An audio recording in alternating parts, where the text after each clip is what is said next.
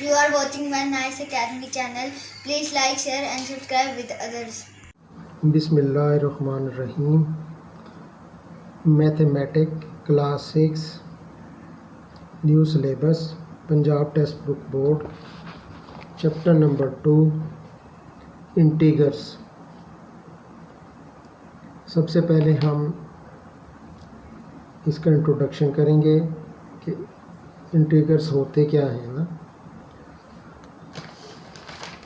Integers के बारे पढ़ने से पहले हमें मालूम होना चाहिए कि नंबर 1 कि नेचुरल नंबर क्या होते हैं। नेचुरल नंबर्स ये होते क्या हैं? वो नंबर्स, वो डिजिट्स, वो वैल्यूज़ जो 1 से शुरू होते हों। 1 2 3 4 5 एंड सो ऑन। ये क्या होते हैं? ये नेचुरल नंबर कहलाते हैं। ठीक हो गया जी। इसके बाद क्या आता है नंबर 2 पे? होल नंबर्स क्या होते हैं?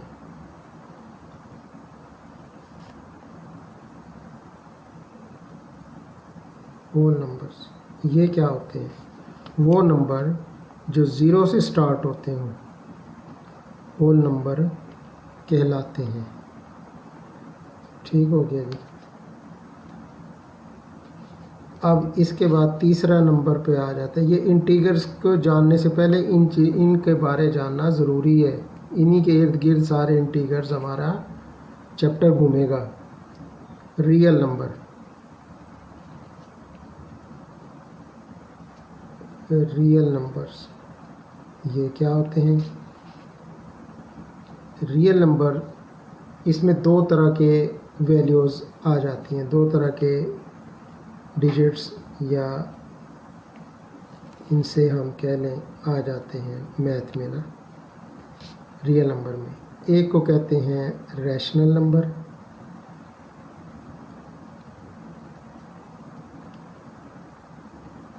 रैशनल नंबर, और दूसरे को कहते हैं फ्रैक्शन।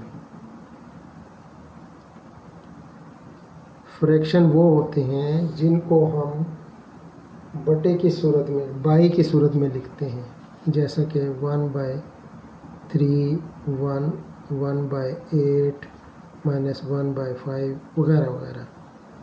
ठीक है, इस फॉर्म में हम लिखते हैं। तो और रैशनल नंबर्स वो नंबर्स होते हैं जो पॉजिटिव इंटीगर्स होते हैं।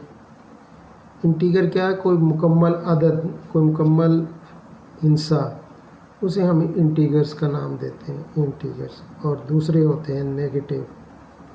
अब देखें, इंटीगर का जिक्र शुरू हो गया ना, इसका मतलब ये हुआ कि अब हमारा काम शुरू हुआ यहाँ से इंटीगर्स का।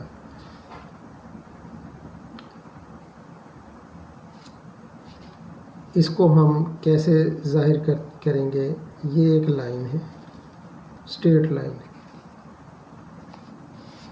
इस लाइन के सेंटर में 0 होता है।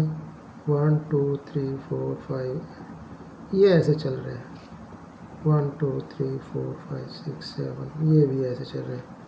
1 2 3 4 5 6 7 ये पॉजिटिव इंटीगर्स होते हैं।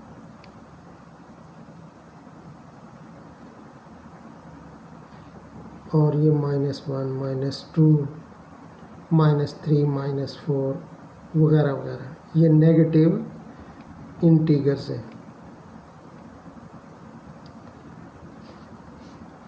सेंटर 0 है। ठीक हो गया। ये क्या हुआ? पॉजिटिव इंटीगर और नेगेटिव इंटीगर्स।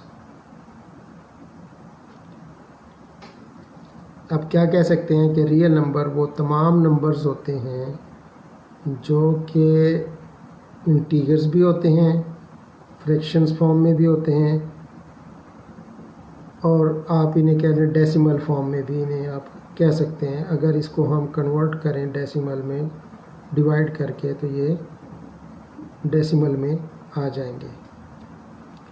ठीक हो गया जी। अब ये चीज़ यहाँ तक पहुँची। अब आगे क्या है, ये तो हमने समझ लिया कि इंटीजर्स होते क्या हैं। ये ज़ीरो से लेकर पॉजिटिव नेगेटिव दोनों साइडों पर दोनों तरफ इंटीजर्स कहलाते हैं। इंटीजर्स से पहले क्या था, ये एक रैशनल नंबर है, रियल नंबर, होल नंबर और नेचुरल नंबर। इसके बारे में हमने डिटेल से अच्छा जी, अब हम जानेंगे किसके बारे, कि इंटीजर्स को आपस में मल्टीप्लाई कैसे करते हैं, ऐड कैसे करते हैं और सब्सट्रैक्ट कैसे करते हैं और डिवीज़न कैसे करते हैं। चलेंगे, अगर तो हमारे पास हो वैल्यू ये इस तरह से मल्टीप्लाई बाय, इसको हम क्या देते हैं, मल्टीप्लिकेशन,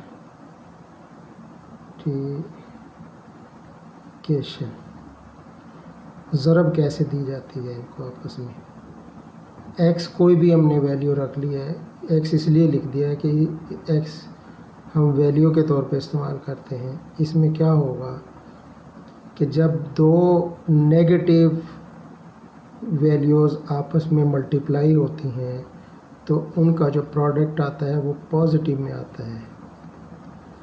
इस तरह से ये याद रखने की चीज़ें हैं जो मैं बड़े पार्टिकुलर तरीके से आपको बता रहा हूँ। तो बस आपने इन चीज़ों को बड़े केयरफुल होकर इन्हें लिख लें अपने पास, ये आपको आने वाले टाइम में बहुत हेल्पफुल होंगी। ये ट्रिक्स हैं। इसके बाद है नंबर 2 क्या है, एडिंग, ऐड करना, adding of integer.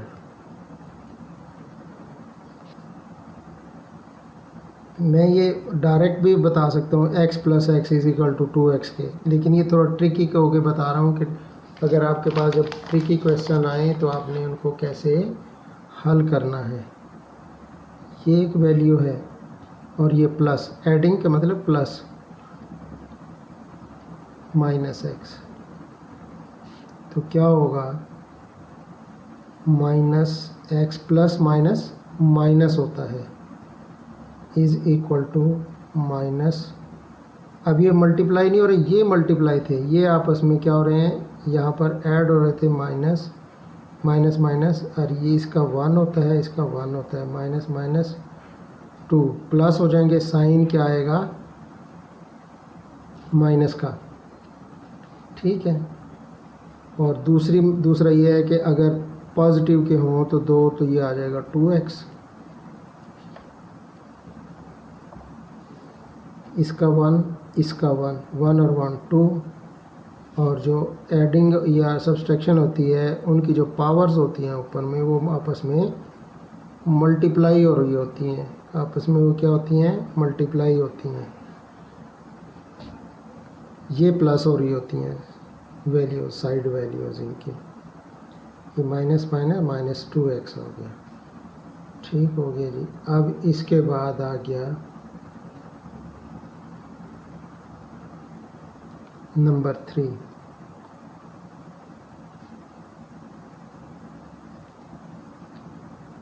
subtraction of two integer, -3 minus 3x और ये -2x, तो क्या होगा, माइनस माइनस में पहले आपको बता चुका हूँ, माइनस ये वैल्यूज़ ऐड हो जाएंगी तो ये हो जाएगा 5x, साइन माइनस का आएगा।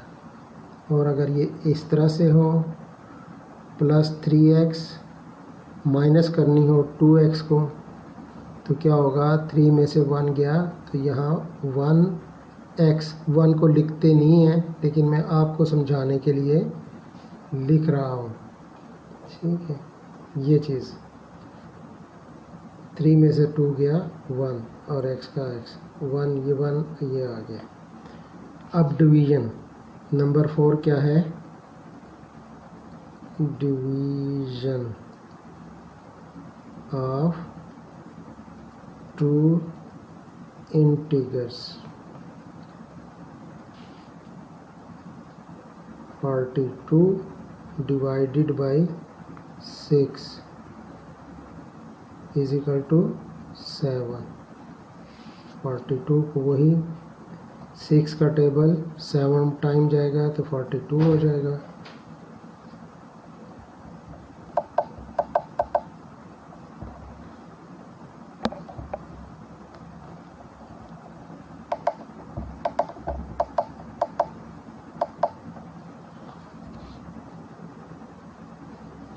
ठीक है जी, ये हमने क्या 4 चीज़ें समझी हैं। मल्टीप्लिकेशन का अमल कर लिया है, एडिंग का कर लिया है, सब्ट्रैक्शन का कर लिया है और डिवीज़न का। इन बातों को आपने पल्ले से बांध लेना है मेरे बच्चों, इनको बांध लो पल्ले से, इसी में ही फ़ायदा है। अच्छा, एक चीज़ और जो मैं थोड़ा भूल गया हूँ, इसको नेचुरल नंबर को किससे ज़ाहिर करते हैं? n से, होल नंबर को w से, रियल नंबर को r से और इंटीगर्स को z से। इंटीगर्स नंबर z से इनको ज़ाहिर किया जाता है। ठीक है, ये बात हम समझ गए। अब नेक्स्ट हमने एक और चीज़ें समझनी है। वो क्या है? वो ये है कि एब्सोल्यूट वैल्यू,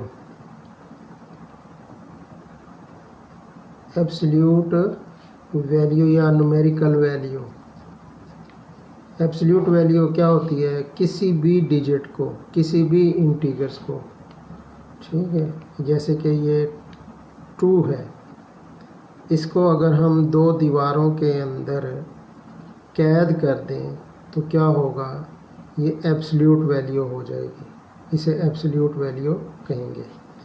और जब हम इसको इन दीवारों से आज़ाद करेंगे, जब इसे आज़ादी मिल जाएगी तो ये बाहर पॉजिटिव का 2 आ जाएगा। अच्छा, मज़े की बात ये कि अंदर बेशक आपके नेगेटिव हो या पॉजिटिव हो एब्सोल्यूट वैल्यू, बाहर जब वो आएगी वो हमेशा पॉजिटिव ही होगी, और जो पॉजिटिव होगी वो भी पॉजिटिव ही रहेगी। यानी कि आज़ाद तो आज़ाद ही रहेगा बस। ठीक हो गया, ये हो गया एब्सोल्यूट वैल्यू। ये ऑलवेज क्या है? आंसर इसका पॉजिटिव ही रहेगा। ठीक हो गया जी। अब इसके बाद हम पढ़ते हैं 2 लॉ हैं। एक को कहते हैं कम्यूटेटिव लॉ,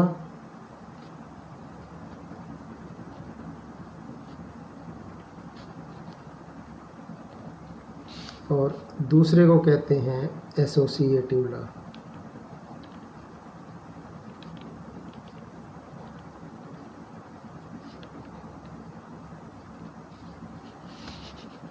कम्यूटेटिव जैसे C है, इसका पहला अल्फ़ाबेट, इसके 2 एज हैं, इसका मतलब ये 2 वैल्यूज़ वाला लॉ है। ये कौन सा लॉ है? जिसकी 2 वैल्यूज़ होंगी। कौन सी होंगी वो? A plus B is equal to B plus A के। अब ये मल्टीप्लाई भी हो सकता है, डिवीज़न भी हो सकता है, सब्ट्रैक्शन भी हो सकता है, ठीक है, और एडिशन भी हो सकता है। और इसी तरह से एसोसिएटिव लॉ, जिसके 3 एजेस हैं, 1 2 3, यानी कि 3 वैल्यूज़ हैं इसमें। एसोसिएटिव लॉ में 3 वैल्यूज़ होती हैं। वो को कैसे होंगी? A plus B plus C is equal to A plus B plus C। ये लेफ़्ट हैंड साइड है और ये राइट हैंड साइड है। जो आंसर इस वैल्यूज़ का आएगा वही इस वैल्यू का भी आना चाहिए।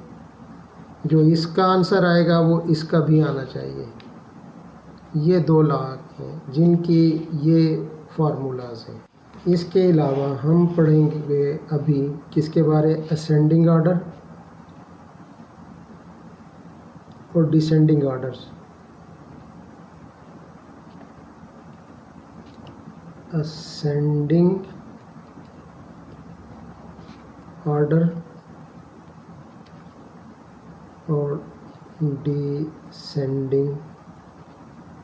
आप बच्चों ये ऑर्डर्स के बारे पहले क्लासेस में पढ़ चुके होंगे, ठीक है। इसमें क्या होता है, स्टार्ट विद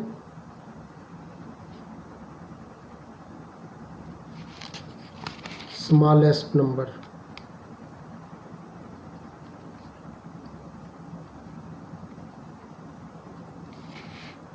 जैसा कि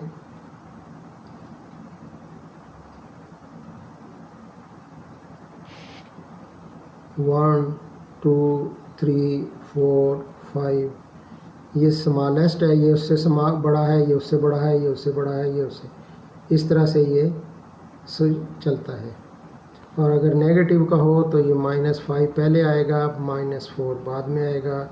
ये सबसे छोटा -5 होता है, उलट होता आता है इसमें, -3 -2 -1 एंड सो ऑन ये।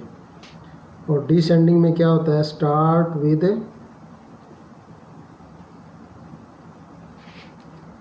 बिगेस्ट,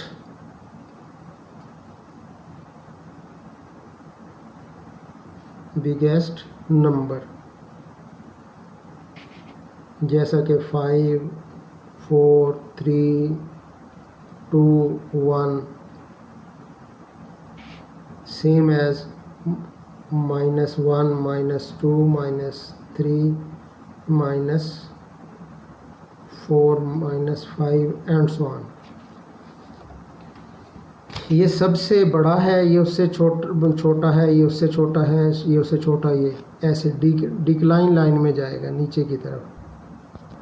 हम इसको इस लाइन के ज़रिए भी ज़ाहिर कर सकते हैं, इसको कहते हैं असेंडिंग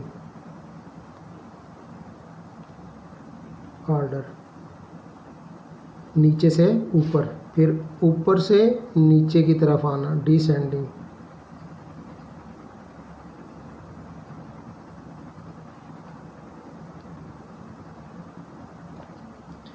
हमने अब तक 2 चैप्टर इस बुक के कंप्लीट कर चुके हैं। कितने उसमें, कोई विदिन 15 मिनट।